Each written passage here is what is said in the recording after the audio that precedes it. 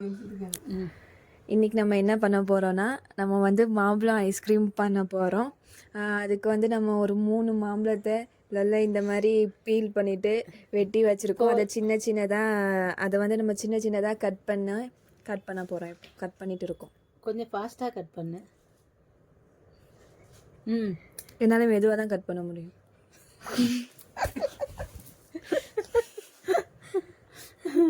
சொல்லு. இந்த மாதிரி சின்ன சின்ன பீஸாக கட் பண்ணி அதை நம்ம ஒரு ஜாரில் போடணும். இப்போ நல்லா டேஸ்டியாக இருக்கும்.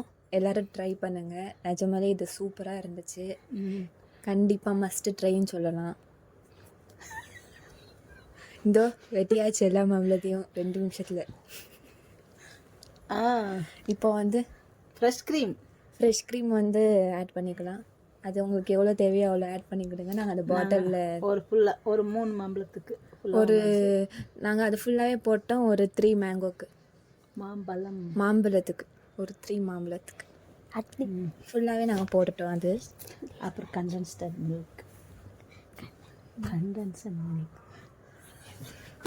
மில்க் மேடு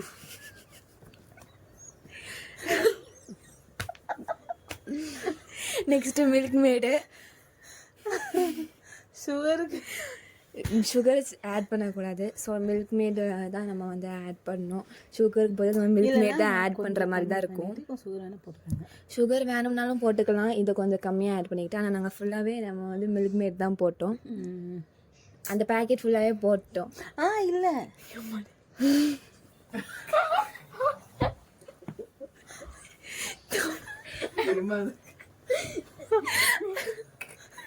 இல்லையாம்மா இருங்க, கட் பண்ணலிமா.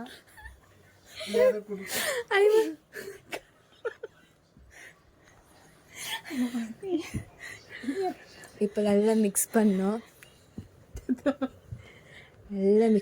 நல்லா மிக்ஸ் பண்ணி மிக்ஸி ஜாரில் போட்டு நல்லா அரைச்சிடணும். அது க்ரீம் மாதிரி வரணும். ஆமாம், க்ரீம் மாதிரி வரும். அது இங்கோ மிக்ஸி ஜாரில் போட்டு நல்லா அரைக்கணும். இந்த மாதிரி கலரில் இருக்கும். மிக்ஸ் பண்ணிட்டோம்னா எஸ் கரெக்ட்.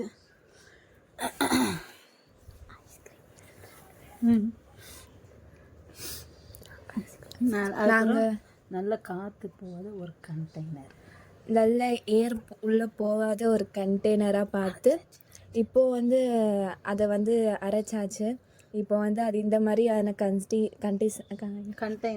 கண்டெய்னரில் போட்டு இந்த காற்று உள்ளே போகாத மாதிரி ஒரு கண்டெய்னரில் போட்டு ஃப்ரிட்ஜில் வச்சு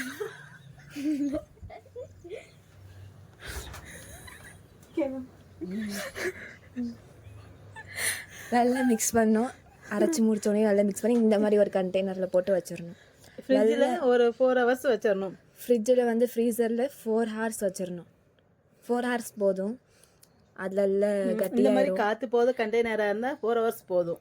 ஆமாம், நல்லா கெட்டி ஆயிடுச்சு பாருங்க. இப்போ இதை எடுத்து சாப்பிட்லாம். சாப்பிட்றதுக்கு சூப்பராக டேஸ்ட்டாக நல்லா இருந்துச்சு. இது கண்டிப்பாக நீங்களும் இதே மாதிரி ட்ரை பண்ணி பாருங்கள் எப்படி இருக்குன்ட்டு சொல்லுங்கள். மேங்கோ ஐஸ்கிரீம் மாதிரி இருந்துச்சு, க்ரீமியாக. மேங்கோ ஐஸ்கிரீம் தானே இது.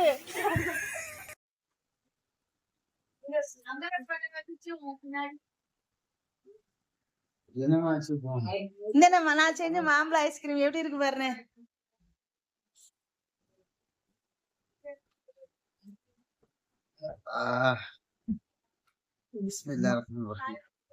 நல்லா இருக்கானே